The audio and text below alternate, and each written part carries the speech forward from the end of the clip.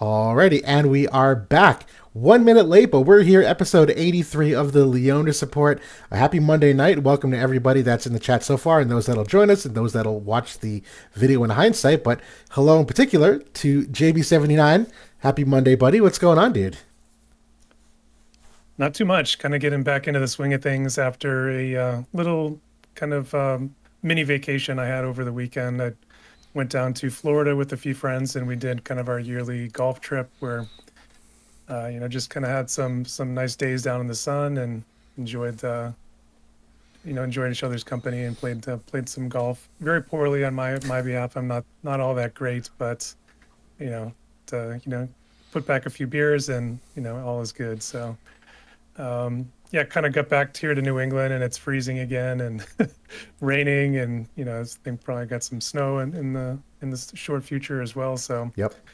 I don't know. How about you? How was the weekend? It was great. I did virtually nothing. My girlfriend is away at the moment on work slash visiting her family, so I have the place to myself. I did have a work party that I went to for a holiday party, so that was a lot of fun on Friday night. But the rest of the weekend, dude, it's just chores and video gaming. That's my winter. I'm very much like either going on trips because you guys know me. There's many weeks where I'm like off doing something, or it's just like pure hibernation mode. And this weekend was just like watching football, hanging out. I slept for like 12 hours on Saturday, just like a super late night on Friday night, and that's about it. We did get some snow, but it's just a little bit of dusting, just setting the mood for Christmas and the other holidays in the season. But yeah, it's been good.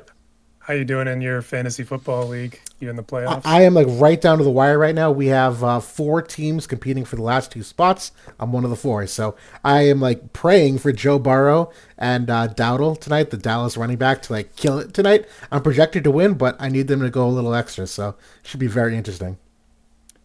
I'm in my first week of the playoffs. I Oh, just squeaked in, and I have Josh Allen, who completely blew up this week, and heck of a so that's week! gonna put me on to the next round for sure. So Nice.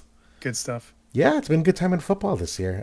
Not so much for the Patriots, but we've enjoyed some of it, at least from the Yeah. quarterback position. But regardless, more on the news of War of the Visions. We do have a pretty solid lineup of stuff today. We got lucky that they kind of got back to their cadence of announcements. We got the announcements yesterday for the news update. I know we were kind of misaligned on the Leonis report to where the news announcements were coming out, but we're kind of back on track. And so, yeah, we have Rikku coming out and her vision card. We'll talk both to the unit and the vision card. A slew of mastery abilities that we did touch upon initially. We'll very briefly revisit them. We kind of already have a comfort level around them. We got some speculation around limit breaks with the new global exclusive units like Sylvie and Shadowlynx. We've kind of done that in the past. We have a new Nightmare stage coming out in multi for the Dark Veritas unit. I don't know a ton about the gameplay behind it, but we can at least bring some awareness to it, speak to it. The Vinera vision card also got announced for that new unit, and that's a heck of a vision card to go over. When we'll finally end things with our hot takes segment, where some of our hot takes will involve the discussions we had up to that point, and so it'll kind of be a nice way to end things. But I wanted to at least start today's Leonis report with something a little bit different. Talk to some current events that had transpired in Howl, and I'm just gonna let you take it away from there if you want, JB. The floor is yours. Yeah, so I think that maybe some in the audience might know, just being kind of familiar with our guild and some of the players in it. But we did have a longtime member, been with us for almost 2 years now, or just about 2 years, with RAM9. He originally came over to us a couple years ago, right before the third anniversary, a couple months before, and from the Dead Society, who he had been with since the beginning of the game, long time, top three or top 10 guilds. So he immediately kind of set his mark in the guild, and basically was like he was a member right from the beginning. He totally fit in with our vibe and how we did things, and a very valued member of our community, not just within Howl, but the PvP scene in general. He was very active in the manual side, and as well as some of the auto tournaments. So his footsteps kind of are looming large, and we miss him already. And just wanted to shout him out because I think maybe not everybody is aware of that he may have left. So If Ram, if you're out there, you're listening, we miss you, and good luck. Absolutely, yeah. You set that up perfectly. We do miss him, absolutely. Great culture fit, really smart player in the community, and left for just personal real life things that come up, and we get that and we understand that, and happens to everybody. There's been many members of the community that have had to leave just for priorities that take precedent in real life, and so wish him the best. And he's still around, but War of the Visions is a little less of a community without him. 100%. But yeah, we wanted to at least shout that out. We will get back to some of the game related stuff now, though, which mainly just quickly touching on Yuna and Paine, where we've had them for a week now. We have a new Guild War map with them. We've been able to see them a little more in Arena, a couple different stress tests, a couple different team iterations. Any takeaways after that first week for either of them so far? Like, are they meeting expectations? Are they underwhelming you? What are your thoughts overall? To be honest, I really haven't seen much of Pain yet, other than like, people are using her for bonus in arena, like level 89 or 79 even sometimes. So I think the majority of players are slow building her. I think that's the right approach. I've said that as much a couple of times. The only one that I know I think that I've only seen maybe a couple that are fully built. Kel's in our guild, who's had, kind of mixed results so far. And I think Azura L from Mako also has her built up. But either way, I think that Greatsword is kind of maybe seeing a little bit of resurgence once Dark Veritas is available, and once maybe some of like the MA2s or Limit Burst upgrades come back for some of the previous All Stars.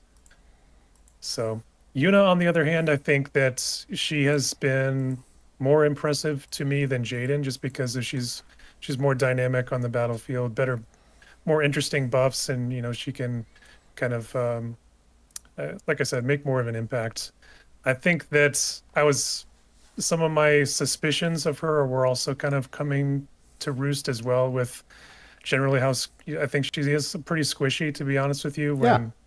When a Starlight LB can one tap her through the re-raise, and stuff like that. And that's where kind of those things that we were talking about with the missile reincarnations and kind of the lack of hit points that they get is a little bit of an issue. So I think that she is still a very good unit. I have seen some very nice builds. Shout out to Mako again. They had some really nice light builds with her, with Cloud and Keenblade, and so shout out to those guys too. Yeah, no, same. I've been very whelmed. I had high opinions of Yuna. I think they've been met. I think all her deficiencies are as we thought. I don't think she's broken, but I still think she's super competitive. Obviously, this map in particular, too, in Arena and the 5v5, and even the Guild War map is perfectly catered for. The thing that and you just mentioned her getting kind of one tap by Sodali, I wish there was a little bit less of randomness in that matchup with Sodali and Exia, where her kit seems so primed to shut that down that it still unfortunately just comes to like turn orders and who gets hit first and who seals what. If Exia can get in there and seal the removal, or if Sodali gets in there first and just outright like kills her before you can do much of the fight, it still comes down to turns. So we've seen that before. I think some of that too is just like getting to know the teams better too, and you just learn to feel the characters out as time goes on, and I'm sure we'll get to that point. Not to mention, I know the team building for them is a little bit limited at the moment. A lot of us are just kind of throwing in Lucille or even Summer Resnick in some cases, and there's really not a whole lot of other kind of like stress testing outside of that at the moment. But that'll obviously expand as time goes on. But very valid unit. I honestly think they knocked it out of the park from like what I was hoping for from a new missile unit, and that it's clear she's got some like offensive power and the utility we've always hoped for in a missile unit. That was always kind of, at least my feelings on missile units, was that what they gave up in damage they should make up for in like team fight impact. And I think Unit is that. I think Jaden unfortunately is not like that. He's just like do a lot of damage, hopefully, and that really hasn't worked out historically with missile. Fortunately, Yuna's buffs that she can pass on to him kind of give him that utility that he's missing. But overall, I think they did a great job with her. I think that we have the 5 versus 5 arena that just kind of started its mock phase today, and I remember when we were kind of initially talking about the idea of it, and we were like, oh, select 2 units might be at a little bit of a disadvantage. And then I forget who in the chat pointed it out, but they said, oh, they have their select twos are piercing, so it can actually hit multiple targets. And as I've been kind of playing around in that mode a little bit, absolutely, it's very, very. Those two, Jaden and Yuna, both can. I've had times where they hit all 5 units with those piercing shots. So very, very good in that mode for sure, especially on this map because it's both the Guild War map and this arena map are very much missile favored or missile friendly at least. Yep. So they're all over the place. Definitely. Actually, I'm going to interject into our agenda here. Hope this curveball is okay. I didn't have 5v5 Arena on here. I meant to. It's part of the content this week. You want to talk a little bit about it? I know I can speak to a little bit of what I've done today in terms of like team building things. I know I think my boilerplate template of what I'm trying to do for teams is to have, one dedicated support. I do want to try to emphasize units that have some kind of role compression. So those like Sadali who have, or XA who have a little bit of like extra healing every now and then. Even Jaden has a component of that too. I'm definitely putting one tank into my teams as well. I've actually been playing with a combo of Summer Glassy and Agrius and kind of putting them on one side of the map and having the DPS kind of on the other side, letting all the enemies flow one way. And the idea being that Glassy and Agrius both really complement each other with what they do for like their aura mitigations. And the idea is just to kind of like out-sustain and let my missile units do what they want. So it's been okay so far. I've not done a ton of stress testing. It's been very interesting to watch the buff rotations unfold though, where now we're in a territory where there's so many like unexpected movements of where people go and what the hate priority is that I'm still trying to optimally figure out not only what the best team of 5 is, but then like what's the best slot order to maximize what I want to do there. I really appreciate the mock period for it, but it's been very interesting so far. For me, like the in their early goings here, it's very clear to me that this cannot be like a permanent mode. Like it's very much bedlam. The game is not designed to work the way that they're doing it here with the 5 versus 5. So I think it's fun as a novelty or as like a special event as they've kind of put it here, and hopefully maybe it'll come back every so often. But definitely not something that I think would be all that fun to do on a regular basis, just because, like you said, I think that the setting up the buffs is a little bit trickier. It gets a little bit more complex, and I think that is just going to further turn off more casual players. They're just trying to like min max it or feel like they have to min max it to advance. Mm-hmm. I agree. I will say I think this is like a theory crafter's dream, though. I know so many times when you think about a team, you're almost like handicapped by the fact that you can only have 3 units, or the fact that you can only have 6 vision cards. Well, now you can have 10 vision cards. Now you can have 5 units. Like there's so much more that you can do. That to me, this is just another game mode like Quick Pick is, with the strategy of having 3 or 2 different teams of 3, the same strategy as Class Match where it's random and you just get that group of 3, or Guild War where there's like strategies of first hit and second hit. This to me is just like another mode where you're going to stress test the limits of your knowledge. So I agree, the game's not designed for it, but I do still think there's a way to be good. It's not just, you don't accidentally be good in this mode. There's still a lot of thought that goes into it. And I know the top end of it will likely be some people that are really pushing the boundaries of the game mode. You're absolutely going to. I don't know if you really need a tank necessarily. I think potentially maybe you could, but I think you absolutely will need healing to min max your points, because it's based on your percentage of hit points left, on your characters. So to sort of get as close as you can to that 800 score for the round. So that is definitely going to be an essential item, and that's something that I put in every one of my teams so far. Me too, absolutely. But yeah, we'll see how that eventually unfurls now that we've put more time into it. But we'll at least get to the new unit now, who is Rikku. It's a brand new class added, a unique main job for her. She's of the Earth element, 100 cost unit that we've known about for as long as we've known about Yuna virtually. She is a new bar for evade in this game in terms of not only what her innate evasion is, but what she brings for the nullify sure hit. And honestly, it's a pretty well rounded kit, regardless of that.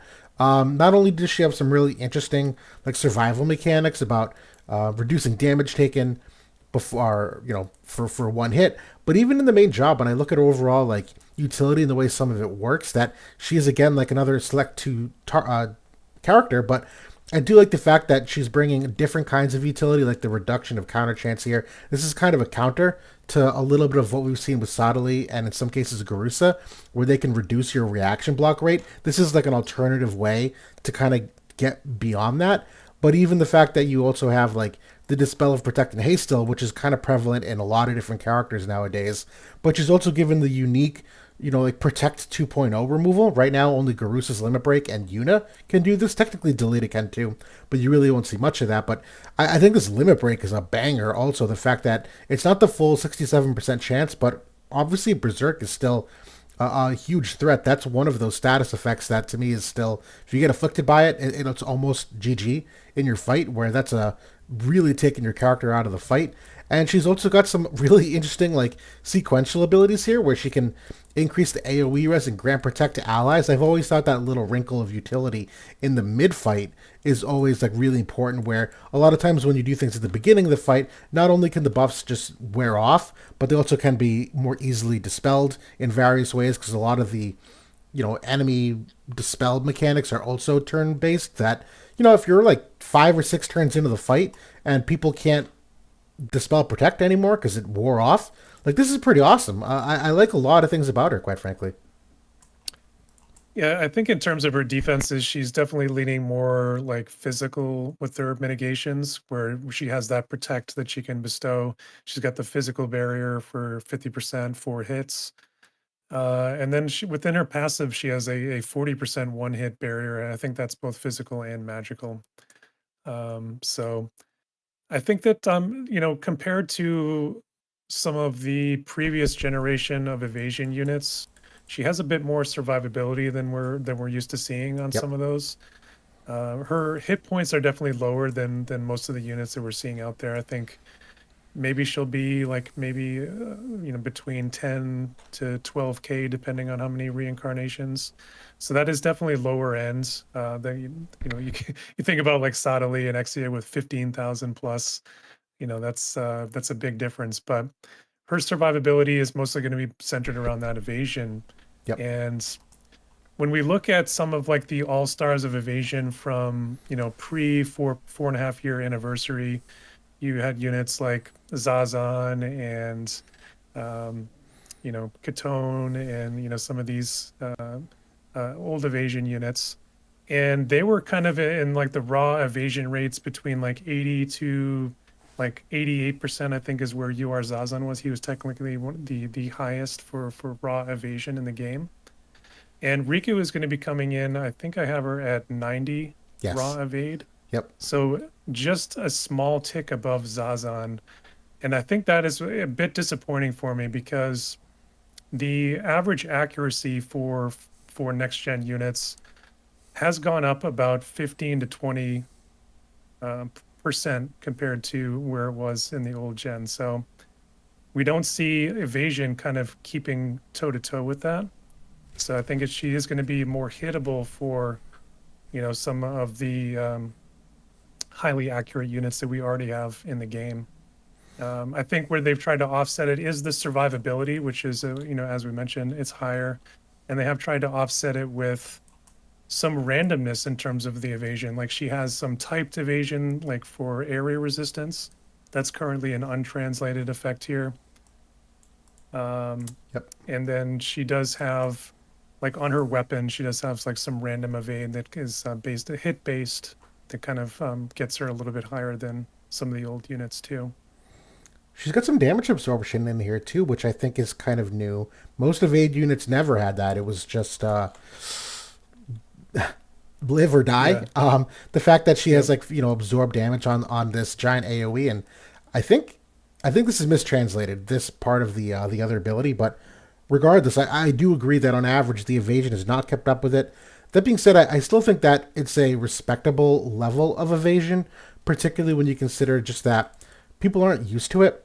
It's going to be an adjustment for a lot of people to start toggling passives that they haven't had to toggle on a lot of characters, using espers you maybe haven't used in a while, sacrificing certain vision cards to build in accuracy and luck, even using the right side trust stones, an accuracy set on the right side. I have not used an accuracy set on the right side in, I don't know, a year. It's been forever. So I think a lot of those adjustments people are gonna have to catch up to real quickly. But I do agree from like a pure mathematical perspective, the evasion has not necessarily kept up with the power creep of the accuracy of those of a lot of the newer units, but I do think that it's been a long time since we've seen a unit that has this kind of level of evasion. Halloween Lucio is probably the closest thing, and she's very much superior in a lot of different ways to him, inclusive of some of the evasion capabilities too, because of the randomness of some of the types. But yeah, I think it's a great unit. I think she's been more well-rounded than Lucio and has more capabilities. That on that select two that you were looking at with the absorb of the damage done, that should remove HP absorption That's what I thought. from the targets. Yeah. So that's another one of those ones that's mistranslated currently. But yeah, like Sadali's absorption that kind of gets him all that HP in the mid fight. She can take that away, which is pretty nice. Yep. The Berserk is kind of another random element to her kit. To really kind of harness it and take advantage of it, you'd most likely want to up her faith to 70 plus. And then, against those mages that maybe aren't protecting against it, she should have a very nice chance. That is going to make her more susceptible to maybe being one-shot by magic damage or, pop her courage or something of that nature. So it does have some trade-offs with it, but Berserk is a very strong status, so I think it could be worth it. I agree. And if I could off the top of my head, we were just looking the other day at a list of like most accurate units in the game, and admittedly, I don't think there's a lot of magic units at the top of that list. I know someone like Jaden technically is because he's magic scaling, so she will take increased damage from Jaden. But I think if I'm thinking of like the top 5 or top 10 most accurate characters in the game, most of them tend to skew physical. So I think that trade-off of the faith might actually be worth it, considering that she will likely survive one hit at least, just given this part of her survivability, and then the null sure hit will kick in.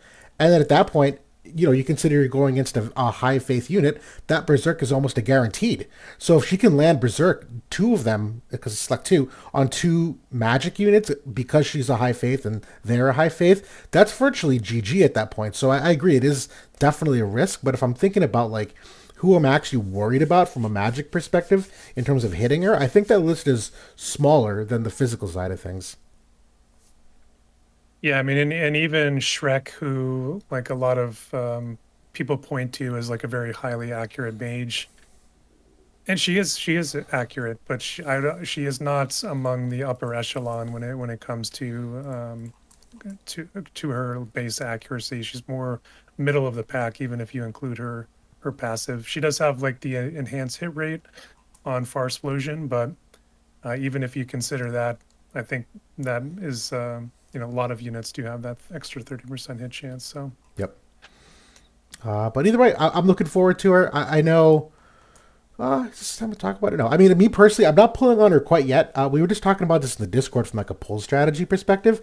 The thing with Rikku is that when she first came out, there's really not a lot of short-term teams other than Mono Earth that she really excels in. We were waiting for a couple things to drop, and honestly, they have. Vinera came out and is a compelling partner to go with her, and the Vinera Vision card is exactly kind of what we were looking for, too. I do know that the Dagger class overall did get a little bit of a bump getting the Ninja Blade Vision cards lumped in together as well, so they have access to a bunch of things.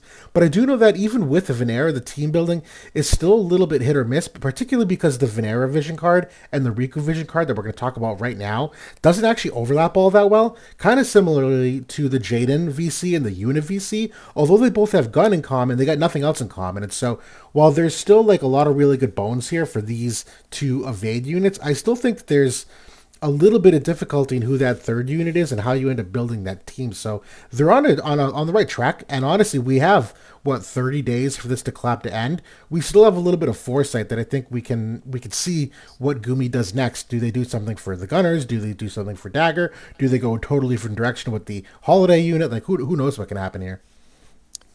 Yeah, Vinera's new card is going to be coming out in JP this week, so Paine, I'm sure we'll have some new tests out, and all the JP content creators will be giving Vinera another spin because I know that she hasn't been getting a ton of play so far in JP, and I think that kind of comes down to at least for like top end play with these evasion units, they are like I think in most people's estimations very highly reliant on reincarnations, not only just to get them like extra HP and stats, but directly for their survivability, which is the luck um, and evasion that they get from the reincarnation. So that is kind of another thing to factor in when building this all new team is that they are going to require, at least for competitive play, a lot of reincarnations in addition to the two units and two new vision cards that are going to be coming here, over the next 3 to 4 weeks. Yep. Yep. Right. And it doesn't mean they're not going to get there. It just takes a little bit longer. Where right now, anyone that's bringing Shrek to a fight here, well, that Shrek has had plenty of time to get reincarnated. So that matchup is already in Shrek's favor. And so it might get there eventually, but the short term results, anyone that's looking right now, probably a little bit early. And we will go to the card right now. I did want to answer a quick question from Ondarius about how evasion is a little bit less in the accuracy in terms of how much it's grown with the new gen. And the question was, should Gumi have scaled the luck cards higher to compensate? And I think my answer is actually no. It actually has to do with the characters themselves because the luck vision cards actually help accuracy basically as much as they do evasion. That mechanic, the way the luck feeds into both the accuracy equation and the evasion equation, I don't think the luck vision card would have done much. I think it's actually the character's innate stats that would have had to been tweaked. Either more evasion on the passives, so like for instance, they give her what is it? Is it not here? It's on Vinera. I think Vinera has like 12% evasion on her passive. That should be like 20% instead of 12%. The base stats, on the board, maybe you could go a lot higher with what they do for luck. Like the board stats here, only 60 luck. Like that's actually kind of low. We've had units with 90. Sunil has like 110, I think, something crazy. Like I think you'd have to actually adjust the characters themselves, not the vision cards. Yeah, I feel like they're trying to walk a fine line between like trying to with it being like too overpowered, and I think that's why they've tried to make it up for it in those other areas like the survivability and maybe even some of the utility that they get. So far, I think Rikku has had a decent amount of play over in JP, but like you said, it's mostly been mono Earth so far. I do think that is set to change though once Vinera is A, getting her reincarnations in over the next couple of weeks, and then B, does get that card this week. I think that core of units then will be very playable. I don't think it's going to be overpowered, but I think it's going to be pretty good. I agree. I agree. And yeah, we'll get to the vision card next. So her vision card does have 4 different classes on it. Does it? Yeah. It's dagger, fist, glove, and sword knight. I do like this collection of classes. I know for like Earth in particular, you see how many units are on here. So this is very much like an Earth skewing vision card, but it's the 24% evasion, the 12% agility, and the 35 slash attack. So this is very much a candidate for a main slot vision card. Admittedly, this does favor the sword knight and the dagger because of that slash attack modifier. Those fist units and glove units really aren't going to get that same benefit. And even the acquired AP, when I think of like a glove unit, they're typically magic based. So the acquired AP for the hollow effect for Guild War doesn't affect them nearly the same. So this to me, the glove on here is nice because I do think that glove and dagger already had some pre-existing stuff that I think maybe they're just trying to, I don't know, solidify that. I don't love this synergy, but at least with Sottily, I think that's really the big factor that when you consider Sottily being a glove unit, he's clearly like exactly what you need. The rest of the glove units, but him and maybe what they have intended for the future,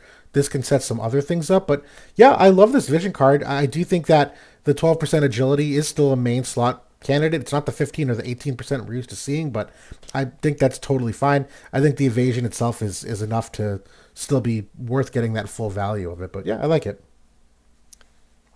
I think because of the consolidation here between the dagger class and the ninja blade, that's why we have 5 jobs here. And like you said, it's chock full of units here, a lot more than we usually see on vision cards. So that is kind of the byproduct of the consolidation of those groups. But yeah, if you're an Earth player, if you're a mono Earth player, if your account has leaned that way in the past, and you were kind of all in on Mont and Sadali, and you're thinking about Rikku, this is a card you're definitely going to want to get. Earth has over the course of the game has been one of the premier evasion elements. Majority of the best evasion units have been within that element. So Rikku is kind of continuing that tradition. It's kind of funny that Vinera is lightning, because lightning has really never had an evasion presence in the game other than Right. like very early on with Orlando. So yeah, but this is a 24% evade. That's the highest that you can get. Glove does actually in global have another 24% evasion card with the Elena fundamental forces card. So Correct. that's semi-evade Sottily build, I think, could be even just a touch stronger here in global than Yep. it was over in JP even. I totally agree. Totally agree. Yeah, and to be fair, this is a card that, I think it probably has more value as time goes on. There's still, when I look at these cards, I look for, which units really pop out to me. And as I'm kind of just scanning a lot of these units, honestly, it's not a lot of like hyper competitive units. Like the ice class here is just decrepit of who you can use. And even the fire class here, like, okay, Yuffie's there if you're like a fire main. Shout out to, I know the few of you that do still remain. But even like Crimson Wizard, like whatever. A lot of these elements look very bare bones, and so this vision card to me is probably one of those ones that has better long-term value as they continue to release things for these classes, which seemingly they are, given some of the love for Dagger and Glove as of late. But Sword Knight is still like way behind in terms of what it has for selections of characters, and even then, Sword Knight has never really leaned toward the evade builds. It was really kind of like Bradley as that niche for a little while, just because of the strength of Earth evade. That I think that was really a play. But when you look at it,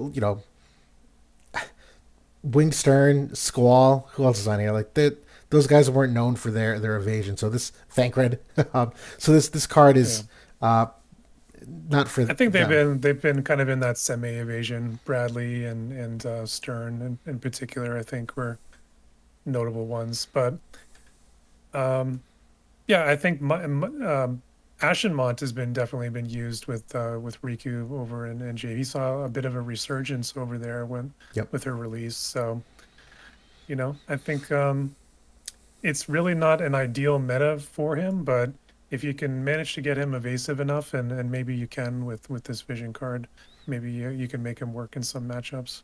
Agreed. But yeah, that's all my thoughts for now on this. I don't know if there's more. I think this is a must pull if you're going for Rikku. I mean, Dagger as a class could really use a card like this, and so if that's the way you're going, like I think you have to just go all in. I don't think you can just pick one or the other. I mean, I'm sorry, you can pick this card and not pick Rikku. I think that's totally fine, but I think it'd be very hard to pick Rikku and not the card. Yeah, I think that's both the gun team and the this evasion team are brand new teams that are in essence, I think, with the release of these new units and these new cards. So this is going to be like a hallmark card of the Dagger Ninja combo, going forward.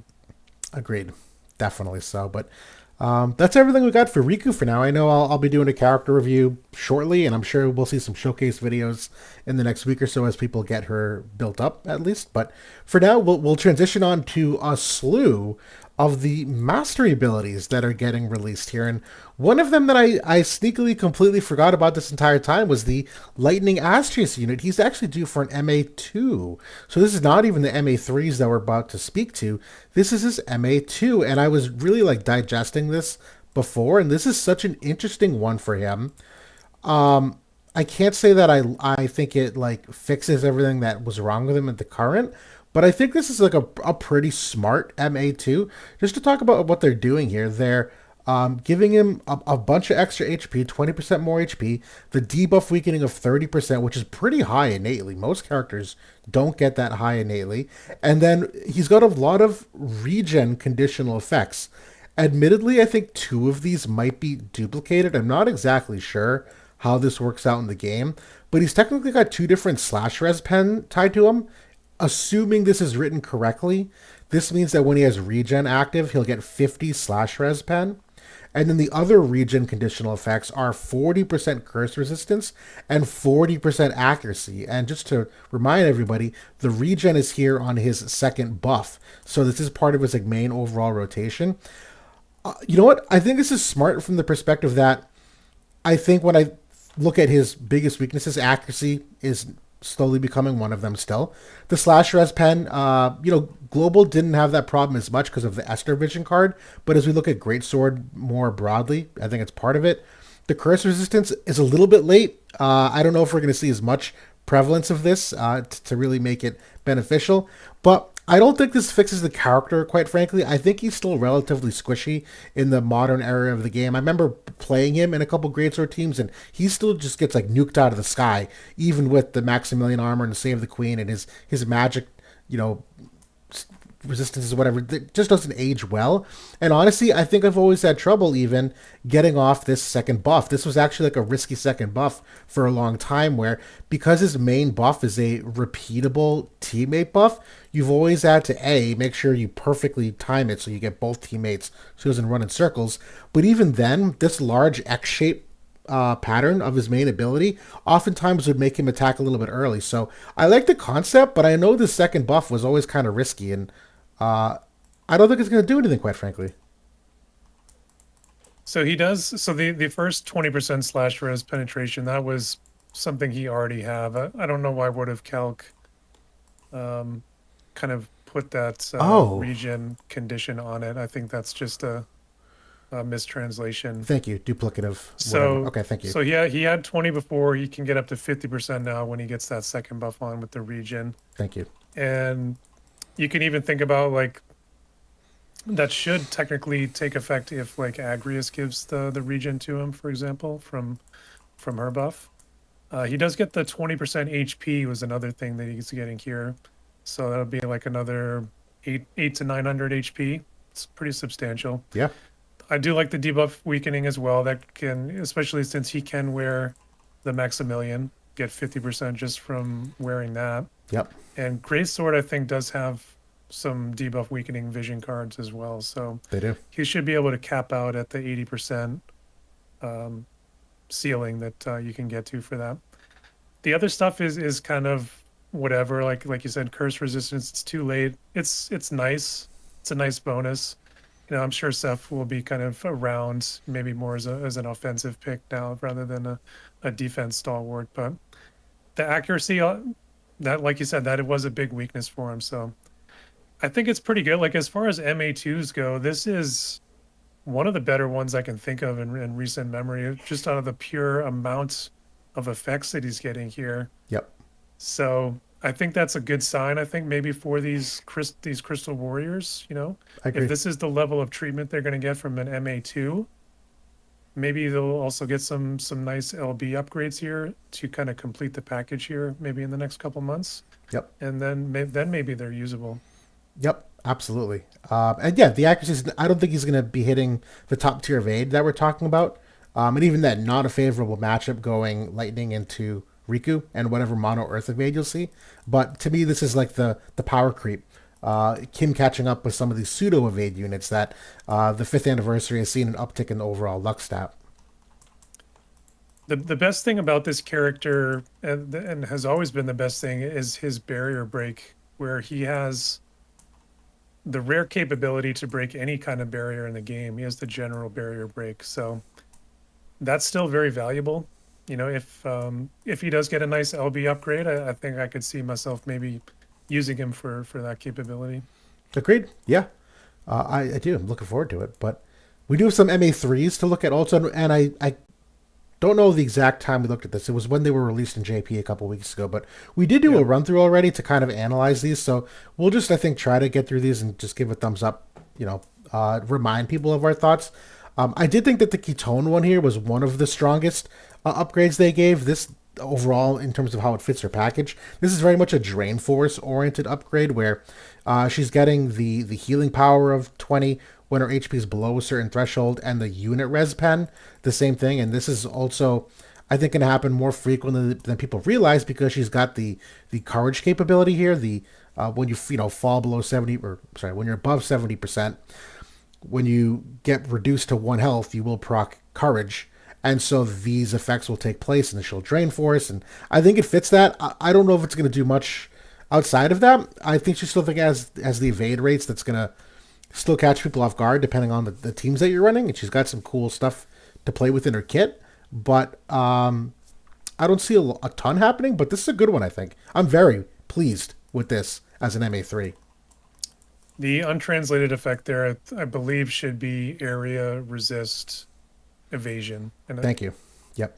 I don't know the exact amount, whether it's 10 or 20, but it's something along those lines. So like I think this is okay. I think that Drain Force is like, it's very yesteryear. Like it doesn't do a ton of damage unless you're maybe going up against a lightning unit. So I think that she can be good in those matchups. Like if you have a real thick lightning unit that you need to get through, Drain Force does still bypass all the defenses, and it naturally will bypass reactions and things like that. So it does have that going for it. It's just very difficult to use because of its range and range height, and it always has been. So that's been kind of the drawback of it. She still does have the nice limit burst with the stop that she can apply as well. Increases her evasion and her human killer, which does also impact her drain force. I think this is like a nice rush unit, like a rush down unit, because she can get up to the 5 movement or 6 with the TMR, and she's incredibly hard to hit because she has the Utsu semi buff for 60 evasion, and she's got still to this date one of the higher evasions in the game with Shadowrunner. So it's just, what can she do at that point? Right. She's not going to be impacting the battle all that much. Right. Yeah. Yeah. But I'm glad they at least like leaned into the MAME build because they've made it more of a reality than any other unit. There's been a lot of other units they've tried to do Drain Force with, and none have ever been as successful as the Kitone one. And I think out of all the Evade Earth units, this has been the one that I've seen used the most in JP alongside Rikku. So, maybe they have a little bit of synergy that way with the unit attacks. Yeah. No, absolutely. The other one here is Helena the Black Robe Witch, and hers really emphasizes the cast time down component, where she's getting close to instacast, if I recall, and really just a big offensive upgrade here for the amount of spear penetration and the AoE res pen that they give her. They do give her a little bit of an anti-physical niche here that she will take 30% less damage on that first hit, or really any hit. Yeah, let's say first hit above that threshold. I don't think this does anything for the unit personally, but I think this is a lot of newer stuff with the AoE res pen, and the fact that they upgraded the skill here, which this upgrade to her buff also is rather substantial, that the increase is, what was it again? More AoE res pen, another 30%. It's additional physical damage reduction taken and some damage absorption. So the idea is that she can maybe live through one hit and then just do a crap ton of damage and absorb a bunch of it back. I think it's the right direction to take this unit. I don't know what else you could have possibly done, but I just don't think it's going to do anything for overall gameplay, but I like it. It's a very substantial upgrade, compared to what we've been used to seeing on previous rounds of upgrades. Mm-hmm. And she is getting like the new gen tech here with kind of some of the damage reductions and the penetrations. I think like the damage can be there. Like I feel like she's going to be able to pack a wall up because she still has that limit burst with the dark resistance and peril, and it also has an area resistance shred. So like the shred of 50% on top of having 50 plus area resistant penetration, Mm-hmm. 75% of your area resistance is nuked. that's pretty that's pretty nice. Yeah. Um, but I'm just not sure that the survivability is going to be good enough until I see it. Yep. But she certainly did get a little bit of help that way.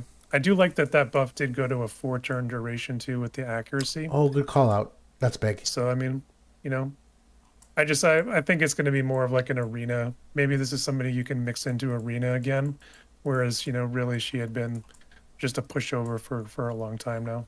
Totally agreed. The next one here is Alaya, the good old fashioned ice unit. And I know I've been looking forward to this one given the missile uptick. I remember this one that kind of leaned a little bit more into the AoE res pen, which unfortunately for her doesn't do a whole ton because she is more unit based as an overall attacker. And the AoE resistance here is rather negligible for me, particularly because you can penetrate AoE resistance more than ever. Everything else is like. I guess it's fine. I just have relatively low expectations. I know they're playing more with the upgrade to the skill around her frostbite that they added in the decrease of healing power here. I think technically you have some increased chance to frostbite, so I think they're trying to emphasize her AI to use this skill a little bit more with the area res penetration that's in it. But I just don't think this unit is gonna make waves. And I think it's a fun arena tool if you're just doing mono gunner and want to have some fun with it. But I think it's a meme build. Yeah, I think that they should have leaned into her rending tri-shot, the barrier break, and enhanced that because that is actually a hole in the gun team right now. Is there's lack of barrier breaker. Yuna does have one, but it's not a very good ability. So this would have, I think, solidified her niche in that team. She still does use it when you put her out there, but she just has no unit res penetration. So I agree. I would have rather have seen them lean into that to kind of bring her damage back in line with maybe where it used to be, because it is definitely looking very bad at the moment from everything that I've seen so far. I agree. So we'll see what happens, but it's free to upgrade, so it can't hurt to give it a try, but low expectations. Yeah.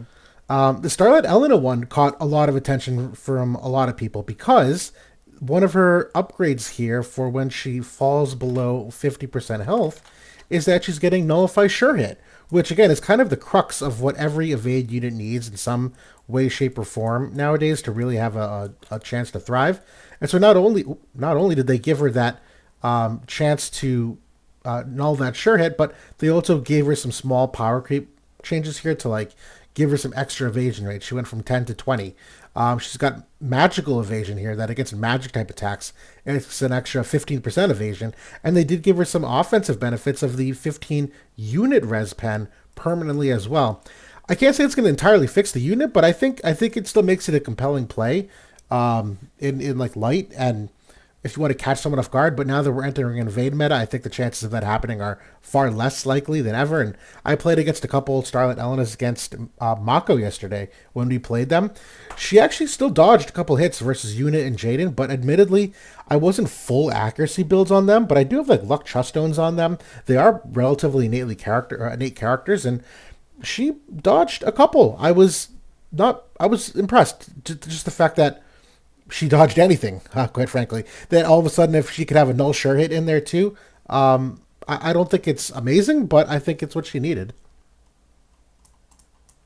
Yeah, she's not going to be like Heyday Elena. That's not No. anywhere remotely going to happen. But it does give her a couple improvements in some areas that she needed. With the unit penetration is nice. It's only 15%, which is a little bit rough, but because almost all of her attacks are unit based. Yep. And she's kind of like a chain setter. So I think it's pretty good. I think I said this last time when we looked at them, though, that I think one of the issues for global is that we don't have access to the shards. So unless they run the events, you can't get these Elena shards. And that's the difference for JP, is that she's a permanent unit over there. And I think that it's time for her to be permanent over here as well. Yeah, we're going to talk about that soon. The one thing I wish they did here, very, very small, I wish they had like hate -3. I think hate -3 would have been really nice here, just to let her run around and not be a target of some of these select twos that can maybe like remove her courage randomly. Even if they miss, a lot of these abilities will remove. Like I think Jaden's does, he can still miss and still remove courage on you. That I would have liked that negative hate so that she doesn't get caught in the crossfire. Some of those. Would have been nice if she could seal courage, or I don't know, maybe just one other thing would have been nice to see here. But Yeah, overall, it's fine. yeah. And then finally, Bridal Alaya, who dominated the game for so long.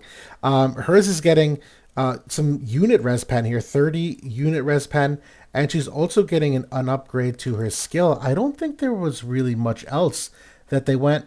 She already had the AoE resistance, so it's really just the 30 unit res pen, and the fact that now she's getting a damage absorb capability that when she falls below half health for 3 turns, she could absorb half the damage she does.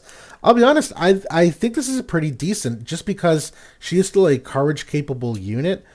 You will need to have that courage sealed though by someone else because she can't do it herself.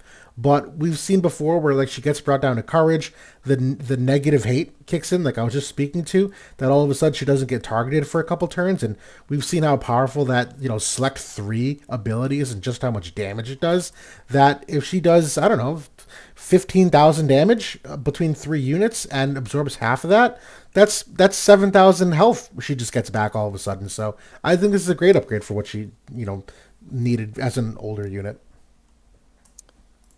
Yeah, I mean, she already has that strike resistance penetration that she has, had on Stag's Impact, and we have more access now, like since the Final Fantasy VII Advent Children event, for even more on top of that with Tifa's Vision card and things like that. So the fact that she's getting 30 unit res penetration, which is competitive with with other units that have been released.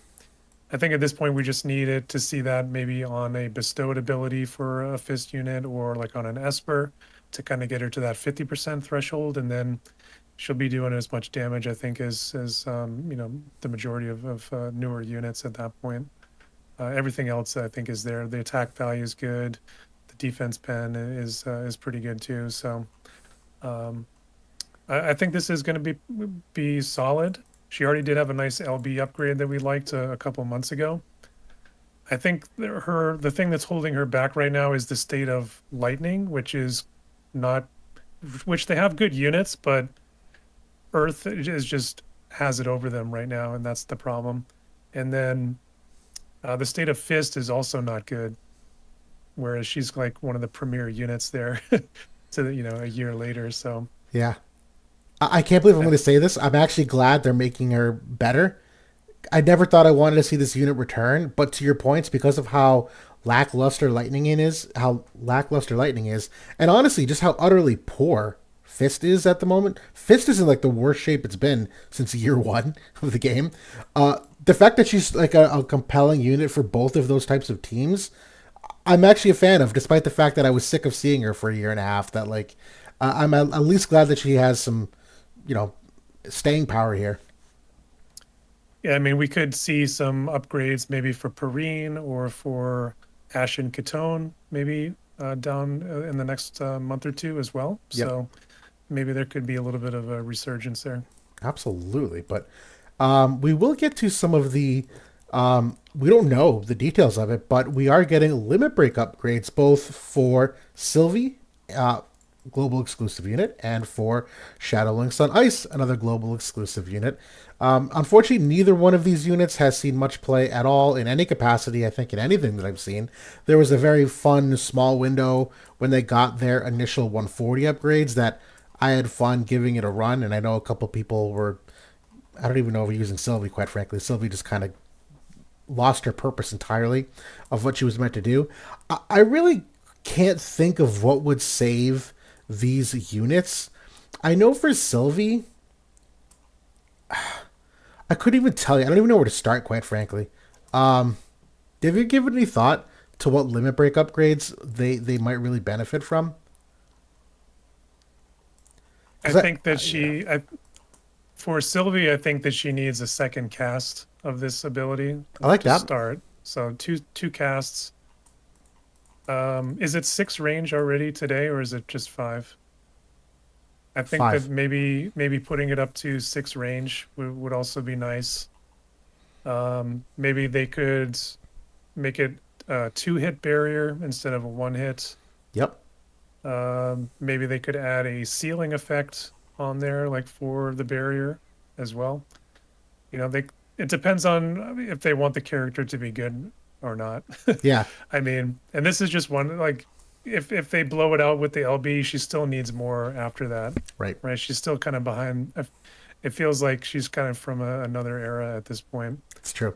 Um, a lot of these abilities, I think that I would like to see this unit be good again, because I think like within the red mage class, I think she fits a role that red mage needs I with the support unit. I couldn't agree more. Yep. So I would like to see it, but she needs, I don't know why we're not getting the MA3 or the other stuff here on top of the LB. I don't know why we're going to have to wait another 5 or 6 months to see that as well. I agree. I would have loved the MA3. Yeah, just your point on the Sword Red Mage.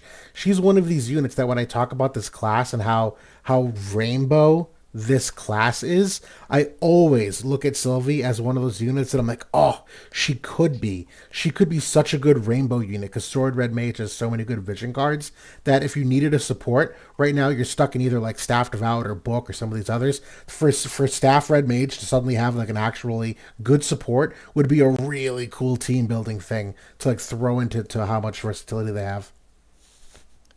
Yeah, she's just so far behind the 8 ball with, you know, not only the old gen stats, but like a lot of her utility isn't as good as it used to be, and like her accuracy was always you know, pretty subpar, and that's just looking even worse now in this like semi evasion era. And she still does have the full life and like the LB. It could be good, but yeah, we have to kind of wait and see what they do. Yeah. And then Shadowlynx Ice. I mean, this unit is really lost. I mean, for me, I think at minimum, I would like to see a Mirage barrier on her. That was always one of the things that she was missing, is that she never had a true barrier. She really was, at the time, very high on the AoE resistance. That was one of her strengths overall. And at this point, Protect is kind of okay, it's fine as one form of survivability, but you normally need a couple different kinds. That I would just love for this to be like some kind of mirage barrier, like White Lotus Fina had as of late, where it's just 100% chance block all damage. You can still break it. You can still break that barrier. She's got no barrier seal. Like it's not the end of the world. But I think just something like that to give her some staying power. I would love. I would love this to also either be some extra component because its range is relatively short that either extend the range a little bit or just flat out make this far more potent. If they made it a select 2 on this very small, targeting area, I would like that. Or quite frankly, if you just added like a follow-up attack to it, like Ashen Mont or something like that, to like just really make sure she can actually do the damage she's supposed to. But this unit does need a lot of work. I remember when the 140 came out, it was just about a year ago. Like it was kind of right after Vivi was in the Yes. game, and Yep. that black mage team was kind of taken over. We both tried super hard to get this unit to work because we had like the spear copium It was big so time. close. It was so close. Yeah, we had like a couple things that looked okay, and it was like, oh, if we fully max out the unit, then maybe it could do something. And yeah, with the limited shards and everything, it just wasn't going to be worth it. So um, she needs a lot. Like, hopefully they give her something good here, because this unit was a disappointment from the get-go. A lot of people were kind of soured on these global units purely because of this unit being not living up to what it should have been. So Yep. hopefully they kind of reward those players that have been sitting on this for so long. I completely agree. That brings us to a topic that I think you brought up, which I think is a good one. That global units at this point should be added to the permanent pool, and I personally agree with that because in good faith, I can't recommend any player to pull these on a banner. I think it's a trap banner for Gumi to release these units on a banner and say, "Hey guys, spend Visior on them." They're so far behind the curve. like dramatically, so that they really should be part of the permanent pool. And honestly, I feel like there's a case that they should actually start to take steps to even implement them on JP. That if that's part of the problem, where they, Road to Worldwide, they didn't converge these global exclusive units for JP, then add them. Do you know what I mean? They did that for Starlight Elena. They added her to the permanent pool in JP. Do something here. It's a one-time thing. I know there's a creative way to do it. They've done it before, but these units should be permanent pool, and they will get better on the fact that you'll get more shards for them on average. They'll be on select tickets. There's a lot of upside to them that they're not so good that it's going to break the game if they do so. So I'm a big fan of that. The fact of the matter at this point is there's nothing special about these units anymore. And in fact, their upgrades that they've gotten to this point, I think, have been lackluster and for the most part have been disappointments, other than maybe a couple of them, like Fryavia's Limit Burst was actually quite nice. And I'm sure there's a couple others that you could point to, but by and large, the upgrades have been bad and have not brought them back into the folds. And at this point, the kits overall are too far behind for them to be any sort of special event that they're going to expect to make any money off of at this point. Yeah. So yeah, just put them into the pool, give them to JP, put them as free units, put a quest in so that everybody can get them. Kind of do it that way, make some PVE content around it. Who knows? But yeah, at this point, it's far too long that we haven't had access to these units or the shards. Agreed. But that covers all we're getting for unit upgrades, things to look forward to. Again, they're mastery abilities, so they're free to upgrade. So I will be looking forward just to tinkering with them and seeing how they end up playing out. But keeping my expectations relatively low. But a new type of content coming out this week is the Nightmare multi-quest of the Dark Veritas. Admittedly, I don't know a ton about the intricacies of this quest itself in terms of like strategies of how to beat it quite yet, but I do know that this is similar to other things they've done before, where the amount of players that complete this and get the special title are entered into the raffle to get a certain amount of Visior, depending upon how many players have cleared it. I know they've at least put it out there that this is a unit that's weak to missile attacks, and that you should bring some disable resistance to there. So obviously Yuna sticks out immediately as like one of the top tier units to bring to this. I haven't really given a lot of thought outside of that in terms of like other light missile units. Like maybe, no, I don't even know. I feel like every other unit would be too power crept at this point, because these Nightmare difficulty quests are usually pretty difficult. I haven't seen many. There's been a couple, but I haven't seen many of them where you can just use any old unit and clear it. We've seen some cheese tactics using old units, but that's obviously a outlier. I think Yuna's the way to go, unfortunately, here for this. But yeah, I know that I saw in JP that a lot of people were just doing 4 Ashen Mons, and that was able to clear it. Cool. So I'm sure like any newer unit like that has like a follow up, or that's like Sadali or Shrek or Yuna, they're going to be able to do something similar there that Mon can do. So I like this. I've liked it when they did it on the 4.5 anniversary, when we had to battle Ashen Mons. Yep. And then some of the other little events. So if you look at the amount of players that are going to actually get, Visior, it's quite substantial. I think over 7,000 altogether. Yeah. Yep. We'll get somewhere between 500 up to 500,000 Visior. So That'd be a dream come true if I got 500. I don't know what I'd do with myself. I know that Scintilla got the 300,000 the last time they did it. Wow. And he's been sitting pretty with that for a while. But yeah, I would love to get it. I think that I've gotten some of the lower values, in the past events. I think I got like a couple thousand here or there on some of them. But either way, I like that they're continuing to do those. I think those are fun events that just for the potential, and of getting that Visio, and then the title itself looks pretty cool too. Yeah, I agree. Titles mean a lot to me. I like when they emphasize the titles. Cosmetics in general. Gumi is big swing and a miss on the lack of cosmetics in this game. That's a great thing they could monetize, and titles surely are a part of that. Bro, if you had like a glittering title, or if you could do something, customize a title, it'd be over. Yeah. Yeah, but okay, that's virtually everything that we wanted to cover. We do have a new vision card that we hinted at, which is the Vinera vision card that we will end things on before we go through those 5 hot takes, which kind of connect everything we've talked about. But this vision card, I'll be honest, we were kind of dreading seeing something like this just because we didn't know the full implications of it. But this is a pretty stellar vision card, and it's for spear, bow, dagger, and mace. And of course, Ninja Blade is implicit in that. And it's 42% luck, which we said the evade units needed. It's 16% AoE resistance, which I don't think we thought they needed, and 40% reaction block rate, which is pretty exceptional here considering it's a main slot vision card.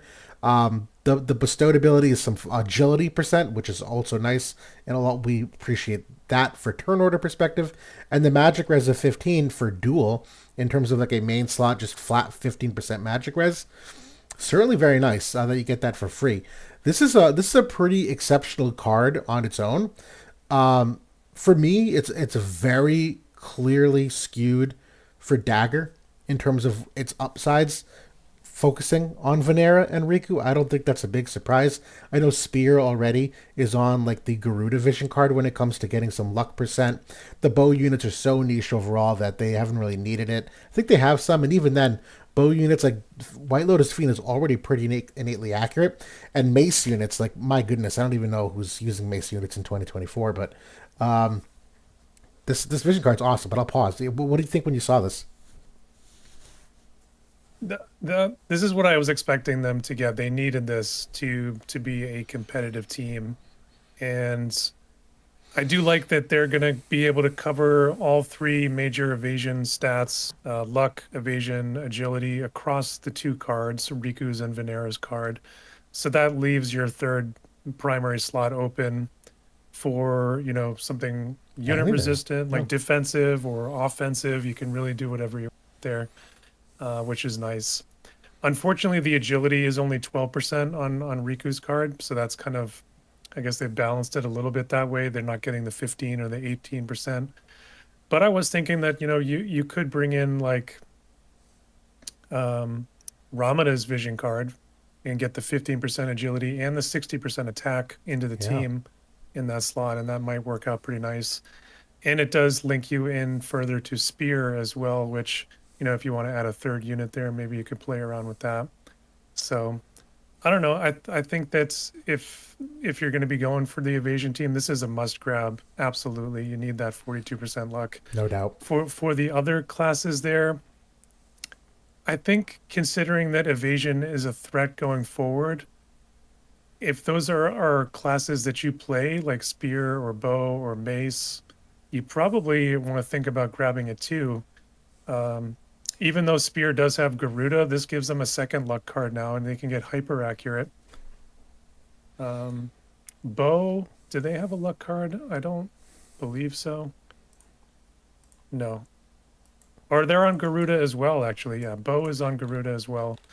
So that gives them the ability to get hyper accurate with double luck cards as well. Nice. So, yeah, that's something to think about there too as we kind of load up on these evade units. I agree. Just to answer Randall Willis's question in chat about Ramada with the vision card, does Ramada have good accuracy? I think the answer is yes. It's not the greatest in the game. It's very good though. I know that's one of her strong selling points is that innately she does. So yeah, these luck percent are absolutely going to help her accuracy substantially. And this is the kind of card that, on the one hand, it looks pretty stellar in the party effects. Quite frankly, I am glad that they chose the classes that they did, though.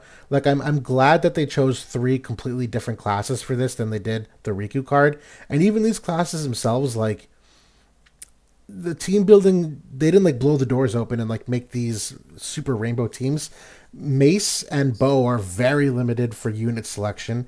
Even Spear, quite frankly, like, it's Ramada, like, right? That's it. Like, I know we had fun with Eld a couple weeks ago, but that was really because of Sephiroth meta. But even Spear Yeah. as a class is pretty lackluster. So I don't. On paper, this breaks the dagger class, and so I do think that's going to be a very difficult meta for a lot of people to contend with when you look at Vinera and Rikku and really maxing their evasion from a dagger perspective. But outside of the dagger, I still am waiting for this next vision card to really see what they can do for team building, because it seems really similar to Gun, quite frankly, where it's like just put the two dagger units in there and a support and let them run wild. There's not a lot of other really compelling like third units that really are clear cut choices. I definitely agree with that. I do think that, there there has been a unit that is should be coming relatively soon. At least it's been teased, and that's the costume change of Moore, Oh, who seems to be a spear unit, kind of based on the artwork. So, maybe this is something that can kind of, um, if you're interested in that unit, maybe coming in the next couple months, could be a compelling card as well.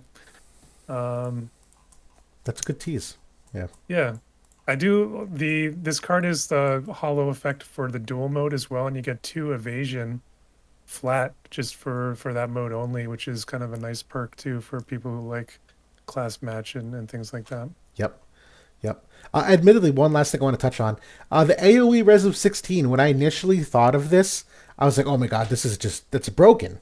Because you can't go reaction block this high and AoE res and luck. But you know what? 16 AoE res actually is rather palatable in the current state of the game. There's enough AoE res penetration that going lower here on 16%, I think is really only going to net like 8 or 10% damage mitigation, on average. And obviously, we have all the crushes that have now, um, kind of power crept that stat individually. This used to be a lot more of a broken stat, but nowadays, and I think we're used to that. It's kind of ingrained in me to look at this and be like, oh man, 16% AoE res. But in reality, it's like, well, it's Not what it used to be. not what it used to be. It's like one of like 15 different things that's mitigating damage, and they're all kind of small little pieces of the pie. Yeah. It's a nice card though. Like it's a good compression card. It's Oh yeah, something that, you get 3 valuable stats in the primary, which you can't always say about the primary cards that you might be using.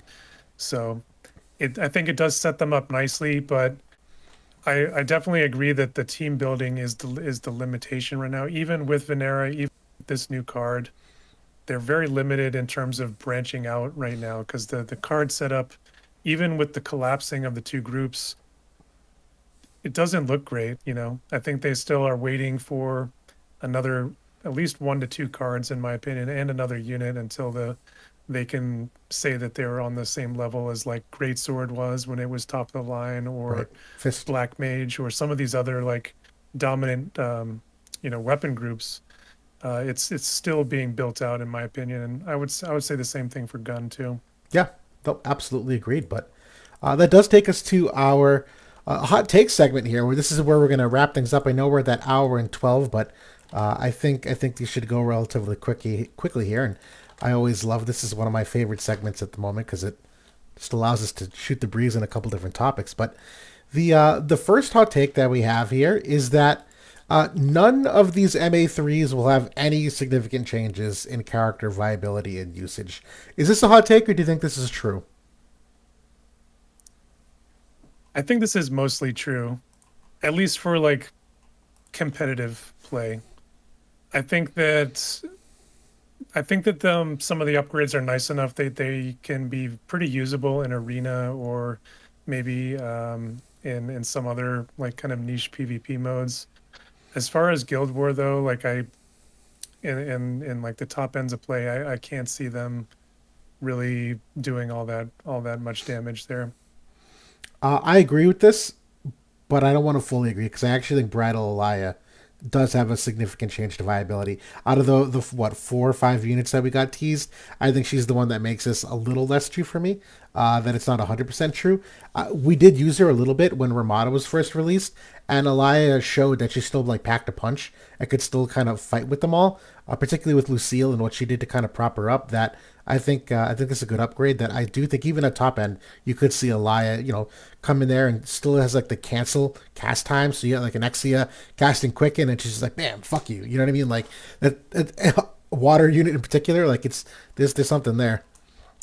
I'm I'm pretty impressed though with the caliber of the upgrades. Yes, I think why I feel that way isn't necessarily that the upgrades are bad. I think actually the upgrades are pretty good compared to what we're used to. It's more that the characters that have been given those upgrades are just too far gone at this point for, a few upgrades to bring them back in.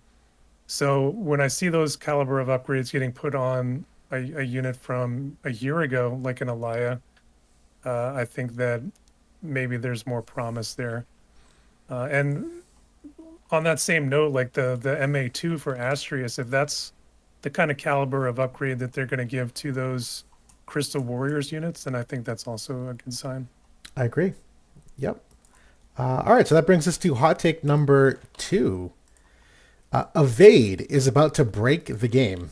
Is this a hot take, or is this true? I think that's a hot take. I don't agree with that. And I think that shouldn't be a surprise compared, if you've been listening to the conversation so far. And I think we've even talked about it in previous weeks as well. My view is that these characters are being held back by the team building, and they're fairly one-dimensional at the moment, and that makes them easy to counter. So until that situation changes, I think that they're fine. They're like another good option. They're very going to be strong. They're going to be, if you're not prepared for it, you'll lose. But I don't think it's going to be so dominant that it just takes over everything. You know what? I think you're right. I think this is a hot take. You know what though? But I don't think it's because of the actual take itself. I think it's because of the logistics of it. I actually think if you had a lot of the top 10 guilds, everyone pulled these units and everyone pulled the cards, and you had 50% of those people reincarnating them to certain degrees, I do think Evade would break the game. But I'm betting that most people aren't going to pull all of these in succession. They're not going to max them the way they should.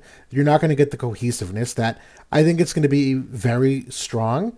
We've already kind of analyzed like how many things can counter it, and while Shrek is like one kind of answer and missiles another kind of an answer, well, not everyone's gone in on missiles so far, and not everyone put all their resources in Shrek. Maybe they put them into Gilgamesh or any of the other units that you could select from fifth anniversary. So like I think on paper, if this was perfectly executed, I think this would be the Starlight Elena meta a little bit for like a couple months, but I just don't see that actually happening in reality.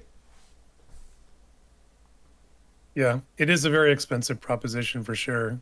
Two units and two cards, especially two units that need to be reincarnated as much as they do. So Yep, it's going to be a pricey team to build. definitely. This is an interesting one. This hot take. One second, guys. Uh, Day of the Visions is now kind of worthless after fifth anniversary since everyone got caught up. A lot of us are looking forward to Day of the Visions that we knew that after, is it 6 months, I think, after collecting tokens, you could finally select a unit of your choice or select a vision card of your choice. And everyone in the game just had an opportunity to do that on multiple levels over multiple weeks. Is this a hot take or is this true? Is Day of the Visions kind of worthless now? I think that there's some truth to it, but I don't think that it's worthless. My rebuttal would be just the day itself, like 3 days a month, we get triple hard quest shards. So that's like a nice little perk. You get some additional viz and some other goodies there from like the stage and whatnot. But even let's say that this statement is true and that you have everything and that is selectable by the time this finally comes around in a few more months. Um, at that point, you can still trade in your tokens for shards and get some, and then trade them up for transcendent mind spheres. So, that's not worthless in my opinion, especially if you're a competitive player. So, and that's actually what I'm doing anyway, because I have everything. I didn't have anything to look forward to besides that. So, um, I think that I think that there's some tweaks that they can make to this Day of the Visions to make it better, and I hope that they do. But I don't think that it's worthless. Yeah. Just on that note, I do hope that they update the shop. I know right now it's been stagnant, that they just kind of had it set it in time. Whatever it is was the cutoff was the cutoff. But I would hope that, and I'm looking at it in game, it goes up to as recently as Shrek as the selectable unit. So it's quite outdated in the pool of units you can pick from. So I would like to see that updated because I don't think that's a break the game. We've always said this. Just because you pull the character, you still need 1,600 Mind Spheres to max the character. Like, it's still, you're not going to happen overnight. It's still an enormous endeavor to max level these characters. The pulling is just the one component to get your foot in the door. But no, I think this is a hot take because, to your point, I kind of, it gets slept on what other rewards are in here, but you have the select tickets where you can pull 40 shards of any of those units, again, up to Shurecca, so maybe that's another thing. All those units, maybe you don't need it, but I know for me, my Shurecca was not max reincarnated, and I've already spent all of my Day of the Visions tokens on those shards to help reincarnate her because I did not need any other units. So no, I think this is a very hot take. I do not think it's worthless. Still a great thing they did. Agreed. Yep. Oh, this is one that you came up with, which is another good one based on the convo. Rikku is a risky investment because a hard counter like Shrek exists. Is this a hot take? Do you agree with this or do you disagree with this? I disagree with this because I think that you could say this about any of the, post 4.5 anniversary units that they've released. This is literally what they've been doing the entire time, is that a counter, not the ideal counter, exists in the game already. Jum existed before Sephiroth came in. Sephiroth existed before Gilgamesh came in. Time out. We thought Sodali was risky because Shrek existed, and Sodali is proving that he's just fine. Yeah. So I think that they've kind of been trying to flip the table on that kind of idea, over the last 6 to 12 months. And there is a unit that exists in the game that is pretty good against that unit, but it's not ideal. And they'll release the ideal counter to it, in the future. So we're seeing that already with Yuna kind of going up against Sodali. It's only a matter of time before another wind unit comes that completely buries him. And I'm sure we're going to be seeing that probably for Christmas or shortly thereafter. Yep. So, that is a consideration, is that there's probably going to be a substantial wind unit in the short future that isn't Shrek.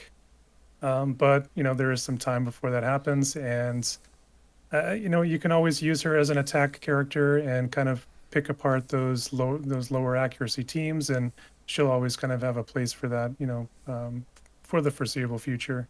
Definitely. Yeah, I think this is also a hot take. I think everything you just said is correct and true. If I just, so I could add something of contributed, if I contribute something to this, if I could tweak this sentence, let me do this. Let me tweak this sentence. Rikku is a risky investment if you plan on running Mono Earth. Rikku is a risky investment if you plan on running Mono Earth because a hard counter like Shrek exists. I think this is true. I think if anyone here is pulling Rikku and you're like, oh man, I got like a great Mono Earth team, Mono Earth Evasion, I think the statement's true. I think there's enough wind. You consider Dario, you consider Garusa. There's still enough accurate characters. There's still enough like wind units. Like even Flagbearer Glaciella, shoot. If you're running Mono Earth, like depending on where you play, you might see her around. I think this statement is probably more true, and that's more indicative of mono element anything in general at the moment. Not just this, but I think I've seen a lot of people talk about Rikku and like, oh, Rikku, Kitone, and someone else, another Earth Evade unit. And in my head, I'm like, well, yeah, that is probably fine for like 30% of the cases, but any kind of competitive play, it's not going to take much to shut that down, given how prevalent Shurecca is. Yeah, I think that's true. I think that we're firmly past the point of, although mono element is still viable and you can use it, it's inherently risky just because of, because we have at this point multiple characters for every element that is next gen in nature. So, yep. Absolutely. And the very last hot take we have here, in honor of Bridal Alaya, who we were just praising, um, we'll never see another multi-use Select 3 unit again. Bridal Alaya came in, had that big Select 3 in a very large range, not only in targeting distance, but it was a height 2. Not every unit has a height 2 when it comes to the Select 3. We've now been pretty standard. A lot of these Select 2 units have a height of 1, a little bit of a smaller target radius, but they've only been Select 2s. Do you think this is a hot take? Is this false, or do you think this is true? I think that this is true. I think that I think a spammable Select 3 is pretty overpowered in 3 versus 3 combat. If you want to have if you want to have value to like support units, I think that Select 2 is been working just fine. I think it's okay maybe to have it on a limit burst as like a powerful limit burst, like Lucio had, Lucio the Luminescent, and that's the last one that we've seen to this point, which was just about a year ago. It's to that point, and to those people in chat bringing up Amnelis, I actually think this is a hot take. I think we will see a Select 3 unit again. I just don't think we'll ever see Bridal Alaya level of the components that went into it. They clearly overtuned that single ability. But I think you can make a balanced ability like Amnelis's, like Lucio's Limit Break, where it's not going to just like destroy the battlefield every single time you encounter them. That I think it probably will come up at one point. But to your point, there are some very big things that give it a huge advantage over Select 2s when it comes to anything with negative hate, which we've talked about tonight, or when you talk about supports and them getting hit. That obviously kind of makes a lot of those mechanics go right out the window, which, if you don't balance it right, that's when it becomes broken. Yeah. Yeah. But that was everything. I did want to just circle back real quickly for Reginald. He was talking when on the wind unit conversation. Wasn't the Supreme Wind unit supposed to be Garusa? That experiment is a fail overall. I would like to counteract that. I don't think that's a fail overall. I think that's a product of exactly what we were talking about with adoption in this game overall. We were just talking about this earlier in one of the discords. And I think the big flaw with Garusa was the fact that everyone was completely spent from going in on the glove meta, the Exia meta, those that might have pulled for Halloween Alaya with higher hopes. We knew that Jaden was on the horizon and we got him early.